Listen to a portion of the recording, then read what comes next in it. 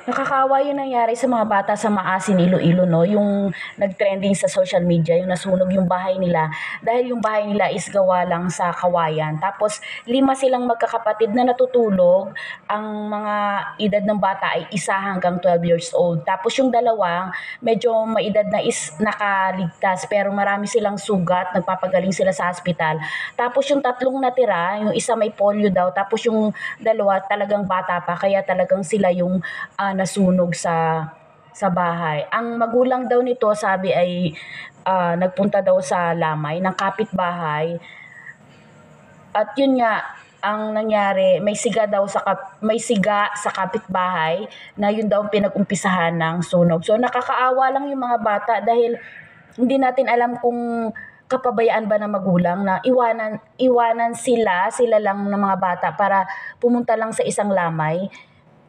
Para sa akin kasi parang, hindi ko kayang gawin 'yun na alam kong gano'n kaliliit yung mga anak ko tapos dalawa kayong mag-asawang aalis. Hindi natin alam yung totoong kuwento ha, pero para sa akin bilang nanay na gano'n kaliliit yung mga anak mo na iiwanan mo sila, hindi ko siguro magagawa 'yun. Pero ayun, talagang masakit sa magulang 'yun, sa mga magulang talagang nakakabuang 'yun. Matagal matagal malilimutan 'yun or dala-dala na niya 'yun habang nabubuhay sila kasi nagbubuo sila ng pamilya, so 5 yung anak tapos in an instant naging 2 na lang at yung tatlo na maliliit pa na walang kalaban-laban kasi wala silang napaka-helpless nila.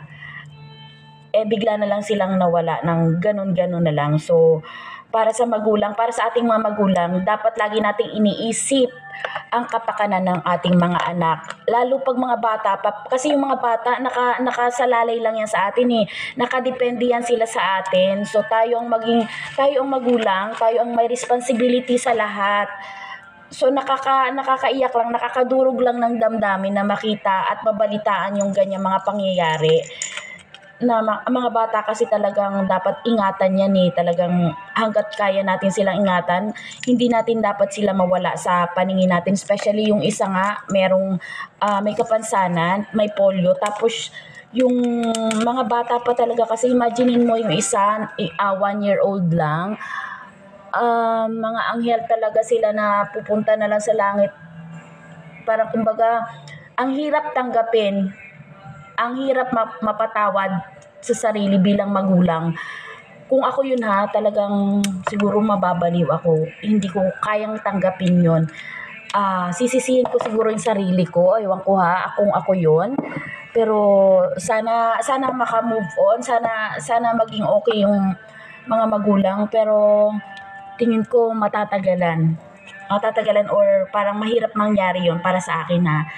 So, para sa ating mga magulang, uulitin ko, maging responsable tayo lalo na kapag maliliit pa yung mga anak natin. Ako nga kahit na binata na yung mga anak ko, dalagat binata na, pero ang hirap pa rin silang mawala sa paningin mo. Lalo na yung ganyan. Kaya bilang nanay, kung magiging nanay tayo, isipin natin yung kapakanan at saka yung kaligtasan ng ating mga anak. So, yun lang ang isi-share ko dito sa nag-trending na to. Nagulat din lang ako, nakita ko lang. So, sabi ko, gusto kong mag-share ng aking thoughts or ng aking insight bilang nanay. So, ingatan natin yung mga magulang natin ha kasi binigay sa atin yan para alagaan, para makasama natin sa mahabang panahon. Pero pag ganyan, parang pinahiram lang sa atin ng madaling sandali lang dahil siguro meron din tayong kapabayaan. Hindi natin pwedeng itago yun. May kapabayaan na nangyari sa naganap na sunog na yan sa magkakapatid. So, maraming salamat at kung hindi ka pa po nakaka-subscribe sa channel ko, please subscribe my channel, Asul na Ulap, at ganitong mga video po ang ating gagawin, reaction video sa mga nagtitrending or mga current events na nangyayari dito sa ating bansa. So, maraming salamat sa mga nanood. Thank you very much.